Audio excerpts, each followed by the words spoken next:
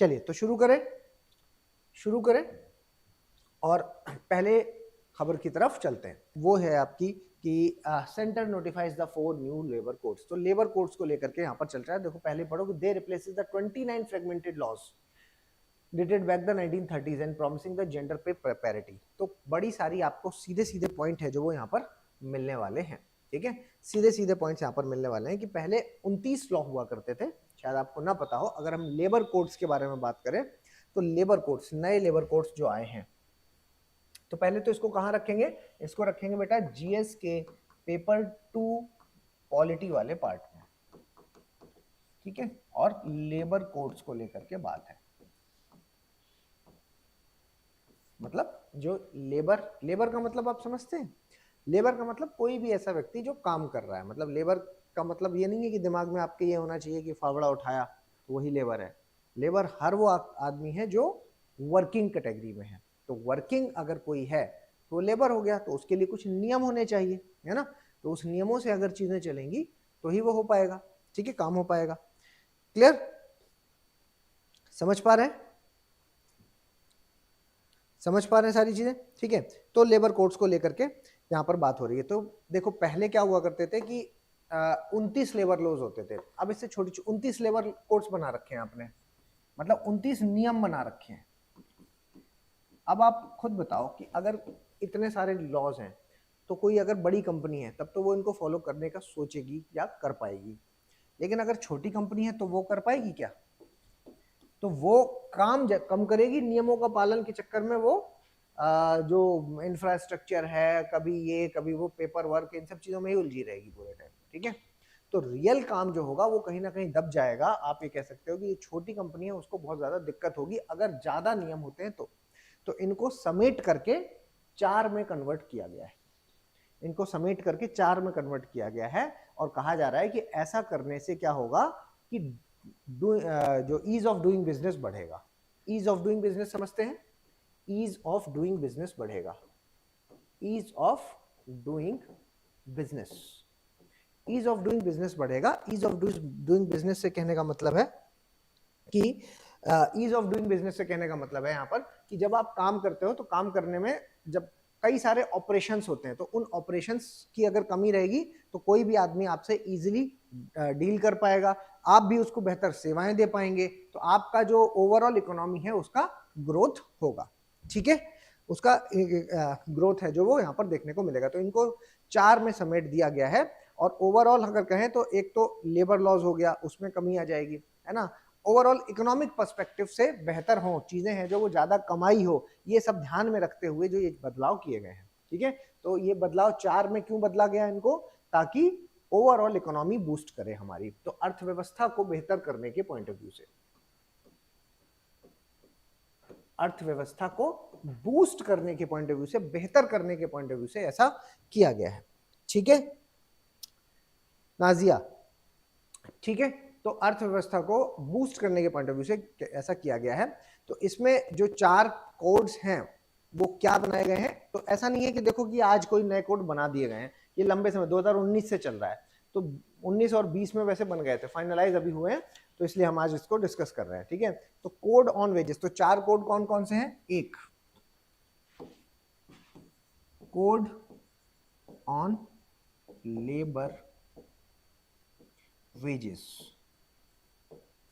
Labour wages. ठीक है, तो यहां पर कह रहे हैं कि वेजेस मतलब तनख्वाह को लेकर के, पैसों को लेकर के 2019 में इस कोड को बनाया गया था कि एक भाई वेज होना चाहिए, फिक्स वेज होना चाहिए कि इतना पैसा आपको मिलेगा। दूसरी बात यहां पर इंडस्ट्रियल रिलेशन कोड बनाया गया। Industrial relation code, industrial relation, industrial relation क्या है, कहने का मतलब है कि उद्योग को लेकर के, उद्योग से संबंधित, उद्योग से संबंधित। ठीक है, यहां पर आप ये कह सकते हैं पैसों से संबंधित, पैसों से संबंधित एक बनाया गया, एक उद्योग से संबंधित बना दिया गया, एक उद्योग से संबंधित बना दिया गया। तीसरे की बात करें तो सोशल सिक्योरिटी से संबंधित, सामाजिक सुरक्षा से संबंधित, social security code, social security code मतलब सामाजिक सुरक्षा, सामाजिक सुरक्षा से संबंधित कोड है जो वो बनाया गया। और इसके अलावा अगर हम चौथे कोड के बारे में बात करें तो चौथा कोड है occupational safety, health and working condition. Occupational safety and health, ठीक है, इसको OSH बोलते हैं, OSH, OSH, ठीक है। इसको क्या बोल रहे हैं, सॉरी, इसको क्या बोल रहे हैं बेटा, इसको हम OSH बोल रहे हैं, ठीक है, ये लिखा हुआ है, समझिएगा। ऑक्यूपेशनल सेफ्टी एंड हेल्थ मतलब क्या रहेगा कि आप जहां पर काम कर रहे हो तो वर्क प्लेस है ना, कार्यस्थल, कार्यस्थल की में या की सुरक्षा, कार्यस्थल में सुरक्षा और स्वास्थ्य को लेकर के एवं स्वास्थ्य, ठीक है। तो समझिए, तो ये चार उन्होंने कोड बनाए, 29 को समेटा है उन्होंने कि एक में ही कम में समेट दिया जाए, ठीक है, कम में ही समेट दिया जाए। जैसे कि कोड ऑन लेबर कोड बना दिया है ना, कि भाई पैसों से संबंधित जो भी है लेबर वेजेस, हम इस पर 2019 में नियम है जो वो उसके अंदर सब क्लॉज बना करके डाल दिए। इसके अलावा जो भी इंडस्ट्री से रिलेटेड समस्याएं होंगी उनको सबको इकट्ठे एक जगह डाल दिया, ठीक है। इसके अलावा सोशल सिक्योरिटी की भाई जो आदमी आपके यहाँ काम कर रहा है उसकी कुछ सामाजिक सुरक्षा भी तो होनी चाहिए, कि भाई उसको पेंशन मिलेगी, कि उसको जो पैसे मिल रहे हैं उसके साथ इंश्योरेंस मिलेगा, कि क्या क्या मिलेगा, क्या क्या सामाजिक सुरक्षाएं मिलेंगी, वो सारी चीजें भी तो यहाँ पर बतानी होंगी, तो वो इसमें डाल दी। इसके अलावा ऑक्यूपेशनल सेफ्टी मतलब कि आप अगर काम कर रहे हो तो वो सुरक्षा होना चाहिए, क्योंकि महिला काम कर रही है तो महिला की सुरक्षा को लेकर के ध्यान रखना होगा, पुरुष काम कर रहा है तो पूरा पुरुष की सुरक्षा को लेकर के करना होगा। प्लस हेल्थ, हेल्थ का मतलब हुआ कि ऐसे भी तो बहुत सारे सेक्टर हैं, ऐसे भी तो बहुत सारे सेक्टर हैं जो कि हजार्डस काम करते हैं, मतलब खतरनाक वाले मटेरियल से काम करते हैं। अगर आप खतरनाक मटेरियल सामग्री को के साथ डील कर रहे हो तो ये आपकी जिम्मेदारी, मतलब यहाँ पर इंडस्ट्री की जिम्मेदारी होनी चाहिए कि किसी को किसी तरीके की चोट ना लगे, है ना, किसी की किसी तरीके की चोट ना लगे। तो ये सारी बातें हैं जो वो इसमें डाली गई। और ये मैं कैसे कह रहा हूँ कि कम किया है, इसको देख करके हाँ आप ये भी आइडिया लगा सकते हो कि सर बात यहां पर यह है कि इन्होंने देखो, अब ये 4 पॉइंट आपको याद रखने होंगे, ठीक है। इसके अलावा मैं जो अभी बता रहा हूं वो बस एक आइडिया देगा आपको कि काफी चीजों को समेट दिया है। जैसे कि यहां पर 29 एक्ट हुआ करते थे जो, उनको मैंने कहा कि 4 में बदल दिया, 29 कानूनों के बदले में 4 किया। इसके अलावा 1228 सेक्शन थे इनमें, 1228 सेक्शन, ठीक है, 1228 सेक्शन को इन्होंने मात्र 480 सेक्शन में बदल दिया। मतलब ये मत सोचना कि 29 को बड़े नाम लिख करके सब समेट दिया, उसमें कुछ फालतू की चीजें थी वो खत्म कर दी, ठीक है, तो 480 में समेटा। इसके अलावा 1431 1436 रूल हुआ करते थे, इन रूल्स को कम करके उन्होंने 351 में कर दिया। और इनके 84 रजिस्टर हुआ करते थे, 84 रजिस्टर थे इन रूल्स के, जिनको इन्होंने 8 में कन्वर्ट कर दिया, ठीक है। तो ये आपको याद नहीं करना है ना, इसको कुछ ध्यान में रखना है, ये बस मैंने इसलिए बताया ताकि आपको ये समझ में आए कि हाँ सर लेबर कोड्स को बहुत आसान बना दिया है। अब वो जो उलझने वाली चीज थी कि कोई आदमी उलझा ही रहता था सरकारी प्रक्रिया में, अब वो है जो वो चीजें आसान हो जाएंगी। ईज ऑफ डूइंग बिजनेस समझते हैं आप, इसका मतलब है कि जैसे विदेश की कोई कंपनी हमारे यहाँ पर आई तो वो क्या चाहेगी, आप खुद सोचो, आपसे अगर मैं कहता हूँ कि आप कोई इंडस्ट्री शुरू करो तो आप सबसे पहले क्या देखोगे कि सर जिस भी जगह पर मैं इंडस्ट्री शुरू कर रहा हूँ या अपनी दुकान खोल रहा हूँ छोटी सी, है ना, तो अगर मैं दुकान खोल रहा हूँ, मान लो मैंने आपसे बोला कपड़े की दुकान खोल दो, तो आप ये देखोगे ना कि कपड़े की दुकान मैं कहाँ पर खोलूंगा, क्या मुझे उस जगह, जिस भी जगह पर आप जाओगे आप ये चाहोगे कि मैं दुकान खोलूं, मुझे पहली बार में लाइसेंस मिल जाए, एक जगह पर जाऊं सरकारी दफ्तर में लाइसेंस मिल जाए, वहीं मेरा रजिस्ट्रेशन हो जाए, वहीं मेरा जो भी आपकी प्रक्रियाएं हैं वो सब एक फॉर्म से सब भरवा लो मुझसे इकट्ठे, और मेरी फीस बताओ और एक साथ में काम कर दो। आप यही चाहोगे, आप ये तो कभी नहीं चाहोगे कि लाइसेंस के लिए आपको अलग ऑफिस में जाना पड़ रहा है, उसके अलावा दूसरे जो नॉर्म्स हैं उनको पूरा करने की, सुरक्षा के नॉर्म्स के लिए अलग जगह जाना पड़ रहा है, फायर नॉर्म्स को पूरा करने के लिए अलग जगह जाना पड़ रहा है, ठीक है। तो एक जो प्रोफेशनल जगह होती है उसमें बहुत सारे नॉर्म्स होते हैं, ठीक है। तो क्योंकि हाँ ज्यादा रेगुलेशंस भी ना हो और इजिली हो जाए, यस, है ना, तो ज्यादा रेगुलेशंस भी ना और इजीली हो पाए, तो इस चीज को करने के लिए आप सिंगल विंडो ऑपरेशन, एकल खिड़की प्रणाली को चाहोगे, ठीक है। तो सिंगल विंडो ऑपरेशन कैसे हो पाएगा, सिंगल विंडो ऑपरेशन इसलिए इन्हीं सब चीजों से हो पाएगा कि जब नॉर्म्स हैं जो वो बहुत ज्यादा ना हो करके थोड़े कम हो जाएंगे। ठीक है, तो वो चीज यहाँ पर की गई है। तो अल्टीमेटली अगर मैं देख रहा हूं तो ईज ऑफ डूइंग बिजनेस के लिए ये सारी चीजें की गई। खैर सर क्या किया है जो हमें याद रखना चाहिए, तो मैं आपको कुछ इसके की फीचर्स बताने वाला हूं। तो इसके की फीचर्स क्या क्या है, की फीचर्स विशेषताएं है ना, विशेषताएं जो आपको याद रखने हैं। ठीक है, तो कुछ फीचर देखो आपको याद रखने हैं। Universal social security, universal social security, सार्वभौमिक सामाजिक सुरक्षा,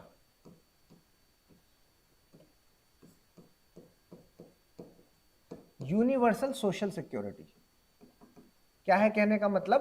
कहने का मतलब बेटा यहां पर यह है कि जब हम सोशल सिक्योरिटी के बारे में बात करते हैं तो वो सोशल सिक्योरिटी सिर्फ कुछ लोगों की नहीं होगी, हमारी कंपनी से जुड़े हुए सब लोगों की होगी। तो इसलिए मैं इसको एक्सपेंड करता हूं, मैं इसको बढ़ा देता हूं, कहां तक? गिग वर्कर तक लेकर के जाऊंगा मैं। गिग वर्कर है ना, गिग वर्कर कौन होता है? जो आपके साथ फ्रीलांस में काम करता है। मतलब कहने का ऐसा व्यक्ति जो आपके साथ परमानेंटली नहीं जुड़ा हुआ है, लेकिन जब आप कहोगे तो वो आ जाएगा, अपनी सेवाएं दे करके चला जाएगा, है ना। और जितनी वो सेवा देगा उतने वो पैसे लेगा। तो आप तो कहोगे कि भाई जितनी सेवा उतने पैसे, तुमको क्या लेना देना इस काम से? ऐसा नहीं है, उसको भी लेना देना है, उसके भी कुछ नियम है। ठीक है, गिग वर्कर्स तक इन चीजों को एक्सपेंड किया जा रहा है कि अगर हमारा यहाँ का कोई गिग वर्कर है तो उसके भी नियमों का प्रॉपर पालन होना चाहिए। ठीक है, दूसरी बात जो यहाँ पर कही जा रही है वो ये है कि एक मिनिमम वेज तय कीजिए, एक मिनिमम वेज तय कीजिए। मिनिमम वेज हम एक फिक्स, मतलब होता है ना न्यूनतम पैसा, इतना फिक्स कर लो, है ना, न्यूनतम पैसा कि भाई अगर आप मेरी कंपनी से जुड़ोगे तो मेरे यहां पर कितना भी छोटा एम्प्लॉय हो कि कम से कम हम उसको 20,000 तो देते ही देते हैं, 30,000 तो देते ही देते हैं। ठीक है, तो ये हमारी कंपनी का नॉर्म्स होता है ना कि भाई मार्केट में सर इतना चल रहा है, आप मुझे इतना क्यों दे रहे हो। तो एक तो होता है कि अगर आप ये फिक्स नहीं करोगे तो इससे क्या होगा, आपको लगा कि ये आदमी बड़ा जरूरतमंद है तो आप उसको उसकी सैलरी फिक्स कर लोगे 50,000 में, है ना। आपको लग रहा है कि नहीं ये आदमी की मुझे ज्यादा जरूरत है ना, वो मान नहीं रहा है, तो इसी काम के लिए जो ए आदमी को आप 50,000 दे रहे थे, वो उसी काम के लिए बी आदमी को हो सकता है आपको 80,000 भी देने पड़े, और आप रेडी भी हो जा रहे हो, है ना। तो अगर आपकी पॉकेट ये अलाउ कर रही है और आप मतलब एक स्टैंडर्ड मेंटेन करना होगा कि इस, जैसे मान लीजिए बहुत सारी पोस्ट होती हैं तो हर पोस्ट का अलग अलग काम है। मान लीजिए एग्जांपल मैं दूं आपको कि एजुकेशन इंडस्ट्री में है आप, है ना, तो एजुकेशन इंडस्ट्री में अगर मैं कहूं कि कंटेंट में जो काम कर रहा है, कंटेंट में जो काम कर रहा है उसको मिनिमम कोई कंपनी 50,000 देती है, तो ये हो गया मार्केट स्टैंडर्ड, मान के चलिए, है ना। तो अगर महीने का 50,000 रुपए कोई दे रहा है, लेकिन तो इससे क्या होगा कि ये स्टैंडर्ड अगर आपने मेंटेन किया है, भले ही सामने वाले को नहीं पता कि मार्केट स्टैंडर्ड क्या, आप जो खुद से भी ऑफर करेंगे वो ये प्राइस ऑफर करेंगे, ऐसा नहीं करेंगे कि उसकी मजबूरी का फायदा उठाते हुए आपने उसको 30,000 में ही मैनेज कर लिया, है ना। तो ये चीजों का हमें यहाँ पर ध्यान रखना है कि मिनिमम वेज है जो, वो भी सरकार ने यहाँ पर डिसाइड की कि आपको हर इंडस्ट्री के हिसाब से, मार्केट के हिसाब से एक एवरेज नॉर्म डिसाइड करना होगा। ठीक है, इसके अलावा यहाँ पर सबसे इंपॉर्टेंट जेंडर पे पैरिटी, इस पर देखो शुरुआत में यहाँ पर लिखा भी था, है ना, जेंडर पे पैरिटी। जेंडर पे पैरिटी क्या है इसका मतलब? पे पैरिटी, पैरिटी का मतलब होता है समानता, ठीक है, समानता। जेंडर का मतलब लिंग, और पे का मतलब जो आप पेमेंट करते हो वो। तो आप अक्सर ये बात देखते हो कि पुरुष के कंपैरिजन में महिला की जो पेमेंट होती है वो अक्सर कम होती है। स्पेशली आप कंस्ट्रक्शन सेक्टर में देखिए, कंस्ट्रक्शन सेक्टर में काम पुरुष और महिला दोनों बराबर का कर रहे होंगे, लेकिन सैलरी है जो वो महिला को कंपैरेटिवली कम दी जा रही है ना। तो ये भेदभाव क्यों? तो इस भेदभाव को, ये जो आप कह सकते हो कि लिंग पर जो भेदभाव, लिंग के आधार पर समानता, ठीक है, लिंग के आधार पर जो है वो समानता विकसित करने की जरूरत है। लिंग के आधार पर हमें समानता विकसित करने की जरूरत है। इसके अलावा fixed term employment, fixed term, ये बढ़िया बढ़िया बात है, फिक्स्ड टर्म एम्प्लॉयमेंट, कि भाई मैं अगर किसी से बात कर रहा हूं कि चलो मेरे यहां पे काम करना है, तो मैं एक टाइम पीरियड फिक्स रखूंगा कि भाई इतने समय तक तो आपको करना है। कोई अपनी जीवन को प्लान कर पाएगा ना। आपने आज किसी से कहा भाई जब तक काम है तब तक करेंगे, नहीं होगा तो नहीं करेंगे, तो वो आपके साथ जुड़ेगा ही नहीं। पहली बात तो वो जुड़ेगा नहीं, और अगर वो जुड़ भी गया तो आपके साथ वो एक हमेशा डर के साए में काम करेगा कि पता नहीं कब निकाल दिया जाए। तो यहां पर आपको क्या है कि एक टर्म फिक्स करना पड़ेगा, किसका, रोजगार का एक जो पीरियड है, रोजगार का समय निर्धारित करना होगा, रोजगार का समय निर्धारित करना होगा। ठीक है, रोजगार का समय निर्धारण करना होगा, ये बात यहां पर कही जा रही है। इसके अलावा महिलाओं को नाइट शिफ्ट में अलाउ करना होगा, है ना, महिलाओं को नाइट शिफ्ट के लिए अलाउ करना होगा, नाइट शिफ्ट के लिए अलाउ करना होगा, महिलाओं को नाइट शिफ्ट के लिए बेटा अलाउ करना होगा, ये चीज है जो इसमें कही गई है। और इसके अलावा यहां पर फ्री में हेल्थ चेकअप्स होंगे, फ्री हेल्थ चेकअप, स्वास्थ्य की जांच होगी, हेल्थ चेकअप, ठीक है, हेल्थ चेकअप्स होंगे फ्री में। और अगर कोई 40 साल से ज्यादा ऊपर का है, 40 साल से ऊपर का है तो उसके फ्री में, मतलब ये सबके लिए है free health checkup, mostly 40 above ये कंपलसरी है। मैक्सिमम कंपनी सबके लिए करवाती है, लेकिन 40 अबव के लिए कंपलसरी किया गया। इसके अलावा यहाँ पर जो बात कही जा रही है वो ये कि ये तो सर करिए ही करिए, ये तो करिए ही करिए, इसके अलावा एक काम ये भी करिए कि ESIC मतलब इंश्योरेंस, इंश्योरेंस, ठीक है, यहाँ पर एम्प्लॉय इंश्योरेंस के साथ रजिस्टर करवाइए, सबका इंश्योरेंस होना चाहिए, है ना, सबका इंश्योरेंस होना चाहिए। हेल्थ के लिए इंश्योरेंस बहुत जरूरी है, लाइफ के लिए इंश्योरेंस बहुत जरूरी है, तो अगर कंपनी में है कोई तो सबका इंश्योरेंस यहाँ पर होना चाहिए। इसके अलावा सिंगल रजिस्ट्रेशन, एक जगह पर एक बार रजिस्ट्रेशन करवाओ, 50 जगह रजिस्ट्रेशन करवाने की जरूरत नहीं है, सिंगल रजिस्ट्रेशन, रजिस्ट्रेशन, ठीक है। बहुत सारे पॉइंट है, मैं आपको बहुत इंपॉर्टेंट ही बता रहा हूँ, मत सोचना सर ने बोर्ड भर दिया पूरा, यहाँ पर मैं इंपॉर्टेंट ही बता रहा हूँ। इंपॉर्टेंट इसलिए क्योंकि देखो ये सारी चीजें ऐसी हैं जो आप अलग अलग जगह पर यूज कर सकते हो, है ना, कि भाई सोशल सिक्योरिटी सबकी, मतलब गिग वर्कर वाला जब टॉपिक पढ़ो या लिखो तो वहां पर यूज कर लेना। मिनिमम वेज, जब भी लेबर के शोषण के बारे में पढ़ो तो मिनिमम वेज वाली बात कर देना। जब भी महिला समानता के बारे में पढ़ो या फिर विमेन एम्पावरमेंट के बारे में पढ़ो तो जेंडर पे पैरिटी को मेंशन करना। फिक्स्ड टर्म एम्प्लॉयमेंट, रोजगार में जब लोगों के शोषण के बारे में पढ़ो तो फिक्स्ड टर्म एम्प्लॉयमेंट को दर्शा देना। इसके अलावा महिलाओं की नाइट शिफ्ट, फिर से आपका महिला असमानता के बारे में जब पढ़ें तो महिलाओं की नाइट शिफ्ट को दर्शा देना। इसके अलावा फ्री हेल्थ चेकअप्स, ये एक बढ़िया सुविधा है क्योंकि हेल्थ सबसे बड़ी इंपॉर्टेंट चीज है। और जनरली आप देखेंगे कि भारत में अभी वो चलन नहीं है कि जब तक आदमी बीमार नहीं पड़ता तब तक वो अस्पताल नहीं जाता। तो क्योंकि भारत में ये चलन है कि अब हम सिर्फ रेगुलर हेल्थ चेकअप्स अपने नहीं करवाते कि हमारी हेल्थ ठीक है या नहीं है, तो अगर कंपनीज के स्तर पर ये चीजें रेगुलर बेसिस पर हो रही हैं तो हेल्थ चेकअप भी हो जाएगा, पता चल जाएगा। क्योंकि क्यों, इसको आपका कहां पर लिंक करोगे, इसको आप लिंक करोगे एनसीडी वाले टॉपिक से। मतलब कि जब आप नॉन कम्युनिकेबल डिसीज के बारे में लिखोगे कि भारत में अब नॉन कम्युनिकेबल डिसीज का बर्डन 65% हो चुका है, तब आप ये सॉल्यूशन के तौर पर लिखोगे कि sir free health checkups companies के स्तर पर कर देना चाहिए, ताकि पता तो चलता रहे भाई डायबिटिक हो रहा है और अगर उसकी उम्र 35 साल है और उसको अभी से पता चल जाएगा कि सर वो प्री डायबिटिक की रेंज में आ गया। समझते हैं ना आप ये बात, भाई जब चेकअप होता है तो डायबिटीज में डायबिटीज होने से पहले कोई व्यक्ति, अब जनरली आप डायबिटीज का चेकअप आप 40-45 पे करवा रहे हो तो तब तो ये पता चलेगा ना कि आप डायबिटिक हो गए। लेकिन अगर आपने पहले करवा लिया तो आपको पहले ये पता चलेगा ना कि आप प्री डायबिटिक हो गए, प्री डायबिटिक खतरे की घंटी हो गई, है ना, कि अब चाय में चीनी डालना बंद कर दो या आलू खाना कम कर दो, है ना। तो मतलब ध्यान देने की अब जरूरत आ गई है। तो ये सब कैसे पता चलेगा, जब रेगुलर हेल्थ चेकअप्स होंगे। तो फ्री में आप करवाओगे नहीं क्योंकि चलन का पार्ट नहीं है, तो फ्री में कंपनीज को करके देना चाहिए, ये इनका हिस्सा होना चाहिए, ठीक है। सिंगल रजिस्ट्रेशन है जो, उसके बारे में यहाँ पर कही जा रही है बात। इसके अलावा इंस्पेक्शन कम फैसिलिटेटर है जो, वो इंस्पेक्शन कम फैसिलिटेटर, यहाँ पर इंस्पेक्शन जो होते हैं, इंस्पेक्शन समझते हैं, कंपनीज में बीच बीच में आकर के क्या इंस्पेक्शन हुआ करते हैं। तो जब आप इंस्पेक्शन के लिए बाहर से, अगर लेबर मिनिस्ट्री से कोई आदमी आता है इंस्पेक्शन करने के लिए, तो वो एक डर का साया हो जाता है, आज इंस्पेक्शन है, आज इंस्पेक्शन है, कहीं कुछ कमी ना निकल जाए, कहीं लाइसेंस कैंसिल ना हो जाए। इस भावना को कैंसिल करके ये भावना लोगों के अंदर आनी चाहिए कि अगर कोई गलती हो रही होगी या होने वाली होगी तो वो फैसिलिटेट करेगा, वो उसको दूर करवाएगा। यहां पर तो एक मौका होता है कि अब करप्शन करने का मौका मिलेगा, है ना, कि अच्छा पकड़े जाएंगे तो करप्शन होगा, ठीक है। तो यहाँ पर इंस्पेक्शन के साथ साथ प्लस रेजिस्ट, यहाँ पर फैसिलिटेटर, ठीक है, कि इंस्पेक्शन अगर कोई कर रहा है तो साथ में वो इंस्पेक्शन भी करे और हमें सलाह भी दे, सलाहकारी होना चाहिए, है ना, फैसिलिटेट करे, है ना, यहाँ पर सलाहकारी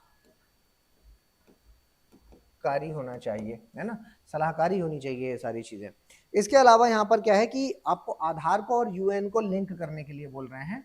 आधार और जो यूनिवर्सल अकाउंट नंबर होता है जो कंपनीज के स्तर पर खुलता है उसको लिंक करने की बात हो रही है। और वही जो चौथी बात मैंने आपको लिखी थी, OSH बोर्ड बनाने की बात हो रही है। OSH बोर्ड क्या है? ये OSH बोर्ड, OSH बोर्ड का मतलब हुआ occupational safety and health, occupational safety and health, ठीक है, मतलब कि अगर काम कर रहे हो तो वहां पर सुरक्षा और स्वास्थ्य सबके लिए ध्यान देना है, तो इसका एक बोर्ड बना दो अलग से, OSH बोर्ड। तो वो बोर्ड है जो वो निगरानी करेगा, ध्यान देगा और बताएगा कि भाई अगर मान लीजिए कोई हैजार्डस कंपनी है ना, मान लो कि परसिस्टेंट ऑर्गेनिक पॉल्यूटेंट पर काम करती है कोई कंपनी, हैजार्डस कंपनी है, कोई POPs पर काम करती है, एंडोसल्फान बनाती है, या अब तो चलो उसे बैन कर दिया गया, लेकिन मान लो कि दर्दनाशक एक दवा होती है, कोई भी आप पेन किलर उठा के देखेंगे तो आपको पेन किलर में एक चीज मिलेगी, डेक्लोफेनिक।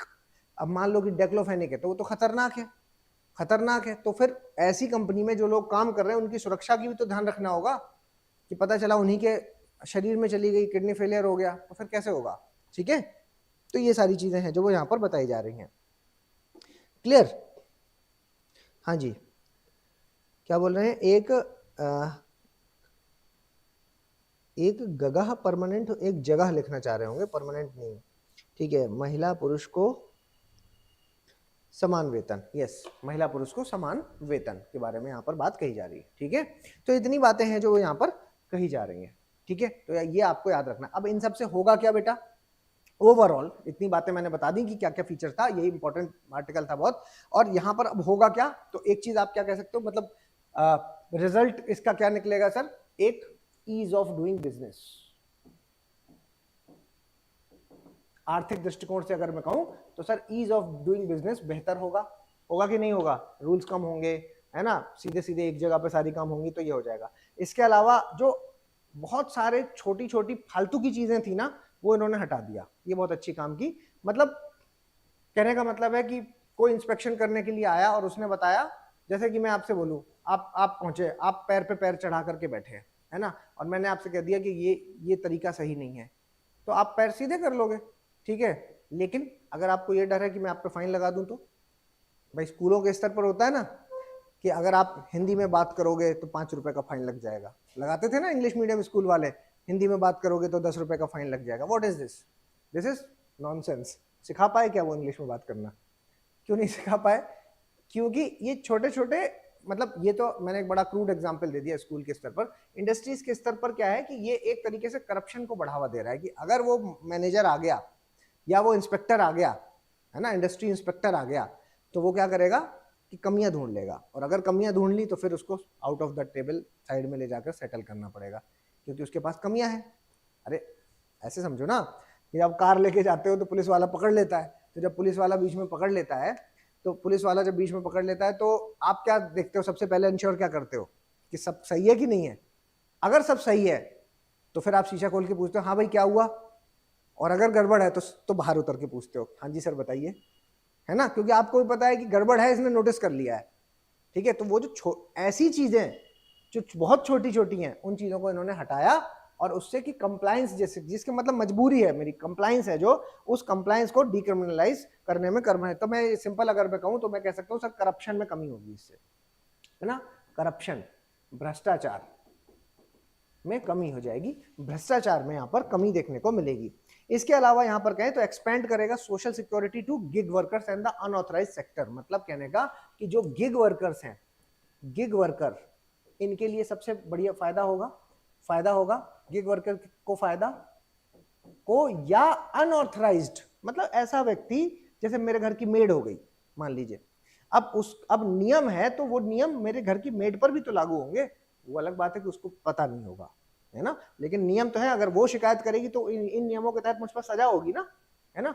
तो काम करने वाला तो काम करने वाला है, वर्क प्लेस तो वर्क प्लेस है, किसी की कैसी भी हो सकती है भाई।